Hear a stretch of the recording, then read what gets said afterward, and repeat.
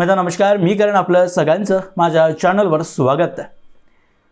मित्रांनो शरद पवारांवर जेव्हा ही चर्चा होते किंवा त्यांनी काही वक्तव्य दिले, काही राजकीय घडामोड घडली आहे आणि त्यावर मी व्हिडिओ बनवला असेल, त्या व्हिडिओच्या कमेंट्स खाली बहुतेकदा अशी लोक कमेंट करायला येतात जी शरद पवारांवर टीका करताना त्यांच्यावर शारीरिक टिप्पणी करून जातात। आणि हे मला विशेष याकरता वाटतं कारण मी आजपर्यंत जेवढं पाहिलंय, नरेंद्र मोदींचे टीकाकार असतील किंवा राहुल गांधींचे टीकाकार असतील, या दोन्ही प्रकारची लोक, या दोन्ही नेत्यांवर आजपर्यंत मला तरी शारीरिक टिप्पणी करताना दिसलेले नाहीये। हे फक्त शरद पवारांसोबतच होताना मी पाहिलेलं आणि हे वारंवार होतं। मध्यंतरी जेव्हा पहलगामचा हल्ला झाला, त्यात जे हिंदू लोक मारले गेले त्यातले 2 कुटुंब पुण्यातलेही होते। त्या कुटुंबांना भेटण्यासाठी शरद पवार ज्यावेळी गेले होते तेव्हा महिलेने त्यांच्या समोर त्यांना सांगितलेलं होतं की माझ्या पतीला कलमा वाचता आला नाही आणि त्यामुळेच आतंकवाद्यांनी त्यांना गोळी घातली। ते सगळं ऐकल्यानंतर शरद पवार बाहेर आले आणि बाहेर माध्यमांनी जेव्हा त्यांना विचारलं की असं असं घडलंय, धर्म विचारून खरंच मारलंय का, तुम्हाला काय वाटतं, तेव्हा शरद पवार अगदी निर्लज्जपणे लाज नसल्यासारखं बोलतात की होय मी ऐकलंय की धर्म विचारून मारलंय, पण याबद्दल मला काही जास्त माहिती नाही। ती महिला रडत तुम्हाला सांगत होती की तिच्या पतीला धर्म विचारून मारलं गेलंय आणि करुणा नसल्यासारखं शरद पवार बाहेरून म्हणाले की मला याबद्दल माहिती नाही। त्यावेळी मी त्यावर बोलताना एक व्हिडिओ बनवला होता आणि माझी हेडलाईन अशी होती की शरद पवार थोडं देवाला घाबरा किंवा तुमच्या कर्माची फळं देव तुम्हाला देऊ शकतो, ती लवकर तुम्हाला भेटू शकतात।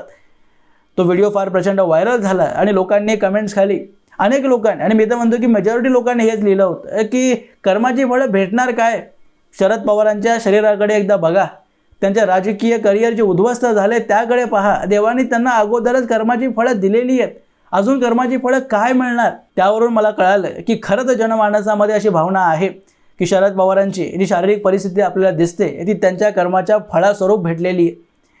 मी कधीच त्यांच्यावर वैयक्तिक टिप्पणी आजपर्यंत केलेली नाही आहे, पण मी नक्कीच कर्मयोगावर मानतो आणि शरद पवारांना देवाने अगदी जलद गतीने कर्माची फळं दिली आहेत हे सुद्धा आपल्याला मान्य करावं लागेलच। आणि त्याच जलद गतीच्या मार्गावर मला वाटतं त्यांची कन्या सुप्रिया सुळे सुद्धा चालत निघालेल्या आहेत आणि लवकरात लवकर देवाने आपल्याला सुद्धा कर्माची फळं द्यावीत अशी प्रबळ इच्छा प्रज्वलित झाल्यासारखं वाटतं। कारण कालपासून सुप्रिया सुळेंची एक व्हिडिओ क्लिप फार प्रचंड व्हायरल होते।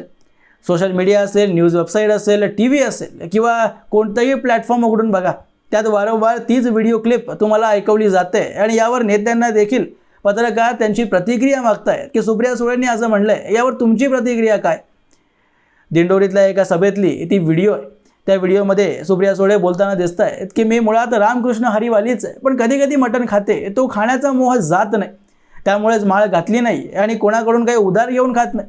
माझ्या कुटुंबात सगळेच खातात आणि आमच्याच पैशाचं खातो, माझ्या पांडुरंगाला हे सगळं चालतं, काही अडचण नाही आहे, लोकांना यात समस्या होण्याची गरज काय। बोलावं पांडुरंगाची मी रामकृष्ण हरिवाली आहे, फक्त माळ घालत नाही कारण कधी कधी खाते, मग खरं बोलते बाई, मी काय त्यांच्यासारखी खोटी बोलत नाही। आणि खाल्लं माझा पांडुरंगाला चालतंय, तुम्हाला काय प्रॉब्लेम आहे, खरं आहे की नाही।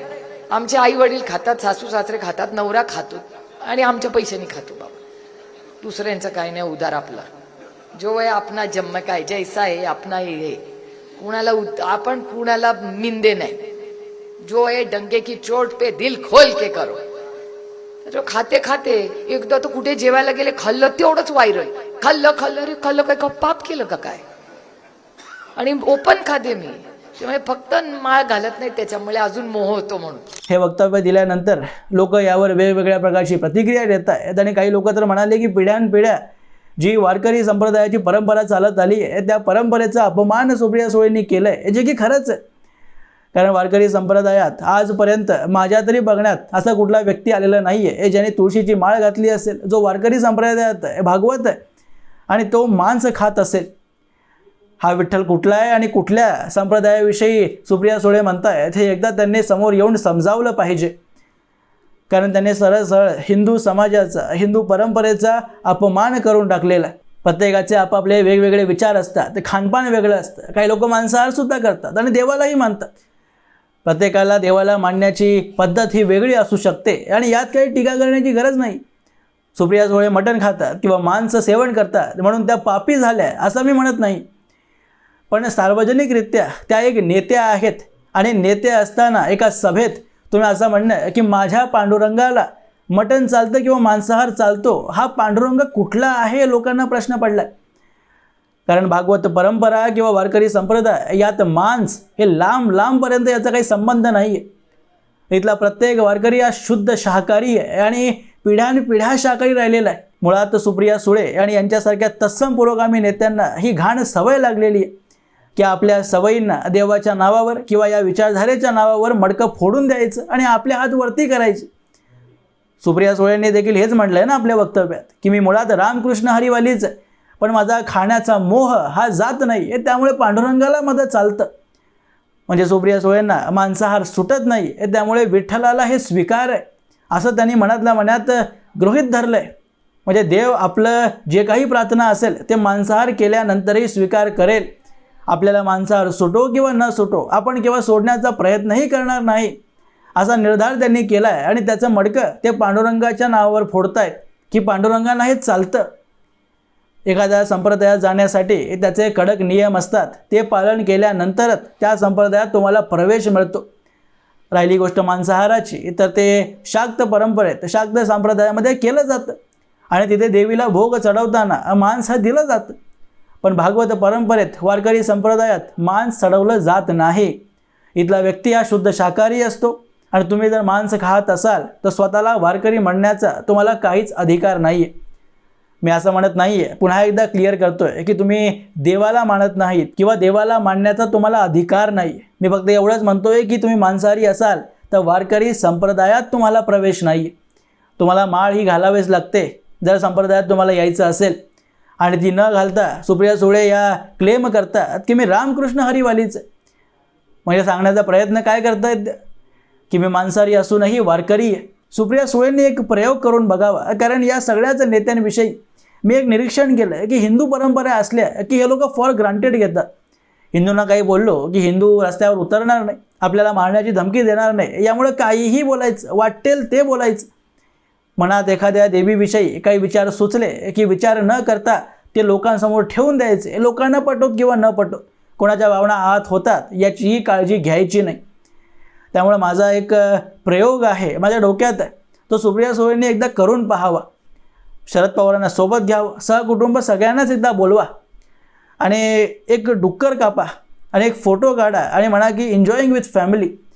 आणि मग बघा की तुमचे जे विशेष मतदार आहेत ते तुमच्याप्रती काय भावना व्यक्त करतात. गल्ली बोळातही त्यांच्या दारासमोर तुम्हाला मतदान मागण्यासाठी यायला ते लोक परवानगी देणार नाहीत, चपला फेकून मारतील. आणि मी तर चपला तर फार कमी म्हणतोय. नितेश राणेंनी आत्ताच वक्तव्य दिलं यावर की दुसऱ्या धर्मांविषयी बोलू नका, चिरफाड होऊ शकते. आणि हेच माझंही म्हणणं आहे. ते वाक्य मी बोलणार नाही जे मुस्लिम म्हणतात. नुपूर शर्मा किंवा तत्सम ज्याही लोकांसोबत जे मुस्लिम पुस्तकांमध्ये, धर्मपुस्तकांमध्ये लिहिलं आहे ते वाचल्यावर तुम्हाला मारण्याची धमकी मिळते. डुक्कर कापून एकदा बघावं सुप्रिया सुळेंनी. तुम्ही जे पांडुरंगाविषयी म्हणताय किंवा हिंदू परंपरेविषयी म्हणताय ते त्यांच्याविषयी एकदा बोलून बघावं. तुमचे विशेष मतदार तुमच्यासोबत काय करतात याचा अनुभव एकदा घ्यावा. त्यानंतर तुम्हाला कळेल की सार्वजनिक ठिकाणी कोणत्या गोष्टींवर कसं वक्तव्य द्यायचं असतं. असो मित्रांनो, याबद्दलची तुमची मतं तुम्ही मला कमेंट बॉक्समध्ये अवश्य लिहून कळवू शकता. आणि अशाच माहितीपूर्ण व्हिडिओज पाहण्यासाठी माझ्या चॅनलला सबस्क्राईब जरूर करा. भेटूया पुढच्या व्हिडिओमध्ये. तोपर्यंत जय हिंद, जय महाराष्ट्र.